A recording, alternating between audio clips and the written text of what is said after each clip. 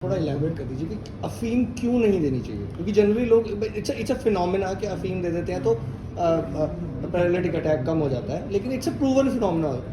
It's not a proven phenomena, this is just a myth जो public के अंदर है। सब कोई साइंटिफिक लॉजिक नहीं है इसके बिहाइंड। इसके अंदर क्या होता है, अफीम से क्या होता है, अफीम एक ऐसी ड्रग है जो पेशेंट के ब्लड प्रेशर को बढ़ाती है। जो आप एक मान के चलिए कि हमारा हार्ट एक मोटर है, ठीक है, हमारी नस एक पाइप है, उस पाइप में ब्लॉकेज आ रही है। अब कोई भी ऐसी चीज़ जो मोटर को पावर दे वो पाइप के अंदर फ्लो को बढ़ा देगी, सिंपल सी बात है। अफीम क्या करती है, उस मोटर को थोड़ी देर तक पावर देती है, उस हमारे हार्ट को इतना स्टिमुलेट करती है कि वो उस ऑब्स्ट्रक्शन जो नस बंद हो गई है उसके थ्रू फ्लो बनाने की कोशिश करता है। इससे टेम्पोरली पेशेंट को लगता है कि हाँ मैं थोड़ा ठीक सा महसूस कर रहा हूँ, लेकिन वो कुछ ठीक नहीं हो रहा है। उसको ऐसा महसूस हो रहा है और वो टाइम वेस्ट कर रहा है, ब्रेन डैमेज हो रहा है, ब्रेन तक ब्लड नहीं जा रहा है। इवेंचुअली 24 आवर्स के बाद वो उस स्टेज में पहुंच जाता है जहाँ पर उसकी कोई हेल्प नहीं कर सकता, क्योंकि वो ट्रीटमेंट की टाइम विंडो से आउट हो गया है।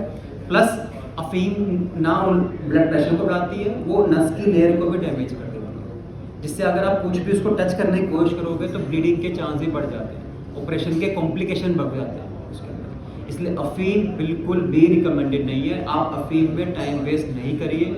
इसका प्रॉपर ट्रीटमेंट अवेलेबल है, प्रॉपर मेडिसिन अवेलेबल है, प्रॉपर टीम है इस चीज़ के लिए जो कि इस बीमारी के लिए स्पेसिफिकली अवेलेबल है। रोग आ जाता है और यहाँ से फोर्टिस ट्रैवल करने के लिए बहुत टाइम लगेगा। बिल्कुल। सो इनिशियल फर्स्ट गाइडलाइन क्या चाहिए, फर्स्ट क्या करना चाहिए, और सेकेंडली कितनी देर तक वाइबल होता है ब्रेन और हार्ट?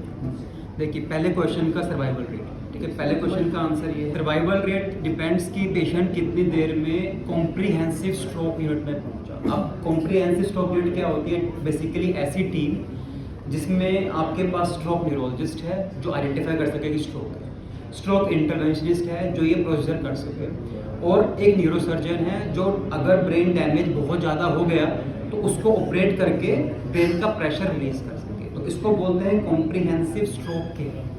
अगर patient within 24 hours of stroke symptom onset, मतलब कि जब उसको दिक्कत होनी शुरू हुई उसके 24 घंटे तक भी हॉस्पिटल ऐसे हॉस्पिटल तक पहुंचता है तो उसका इलाज करके हम उसकी लाइफ और लाइफ लॉन्ग पैरालिसिस को बचा सकते हैं, जिसकी परसेंटेज है 65 to 70%। बट ये परसेंट तब है जब 24 घंटे की बात करता हूँ, लेकिन इसका मतलब ये नहीं है कि 24 घंटे तक पेशेंट को वेट करना है।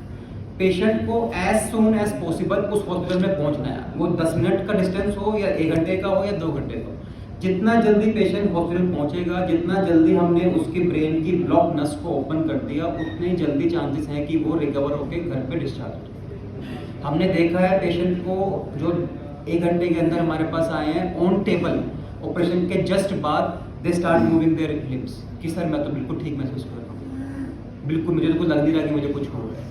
और ऐसे भी पेशेंट हैं जो 24 घंटे के बाद आए हैं, उसमें टाइम लगा, 7 डेज भी लगे, 10 डेज भी लगे, फिजियोथेरेपी हुआ, रिहेबिलिटेशन भी हुआ, लेकिन they came to us walking OPD के अंदर दिखाने के लिए।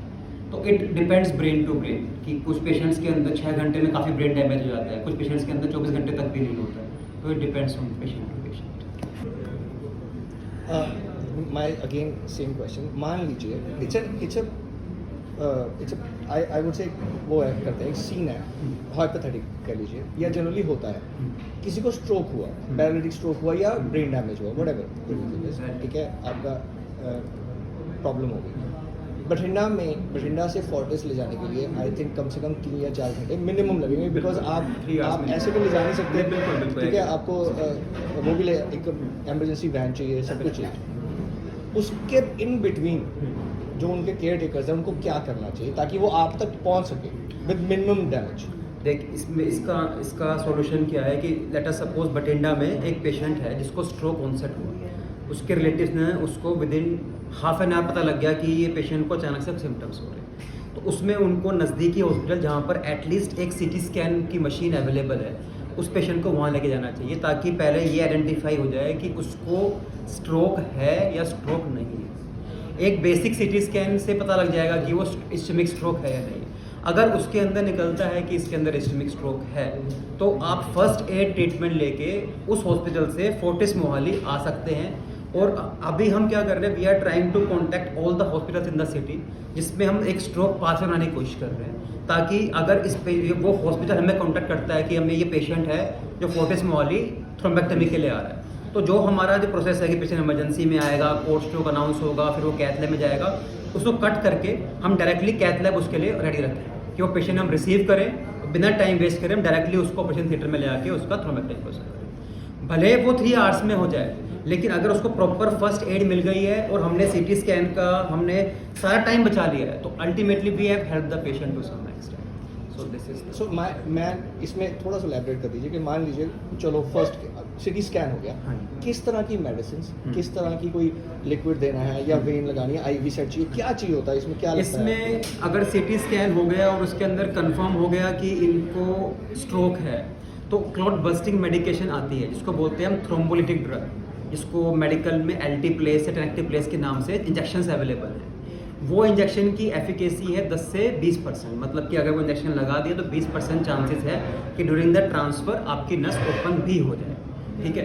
वो रिकमेंडेड है कि आप अगर इस्केमिक स्ट्रोक है तो आप उसको इंजेक्शन को लगा के पेशेंट को एक ऐसे हॉस्पिटल में शिफ्ट करिए जहाँ पे थ्रोम्बेक्टमी की सर्विसेज अवेलेबल है। इसको बोलते हैं drip and ship model. Drip मतलब कि आपने ड्रिप लगा दी, और शिप मतलब कि आपने उसको शिप कर दिया प्रॉपर हॉस्पिटल के अंदर। That drip and ship model का अभी FDA अप्रूवल है यूरोपियन एंड US ट्रायल से, कि अगर आप ऐसे सेंटर में काम कर रहे हैं जो कि 3 या 4 घंटे दूर है, आप फर्स्ट एड ट्रीटमेंट जिसमें आप मेडिसिन, ड्रिप, शुगर वगैरह और बेसिक ब्लड टेस्ट, जिसमें इलेक्ट्रोलाइट्स और किडनी के टेस्ट होते हैं, सैंपल भेज दीजिए। आप रिपोर्ट की वेट मत कीजिए, सैंपल भेज के पेशेंट शिफ्ट कर दीजिए। बाय द टाइम पेशेंट आएगा आपके हॉस्पिटल में, वहाँ पे उसकी रिपोर्ट आ जाएगी, जो कि डॉक्टर कम्युनिकेशन होकर वो टाइम पेशेंट का वहाँ पर सेव हो जाएगा। तो this model can be work. Thank you.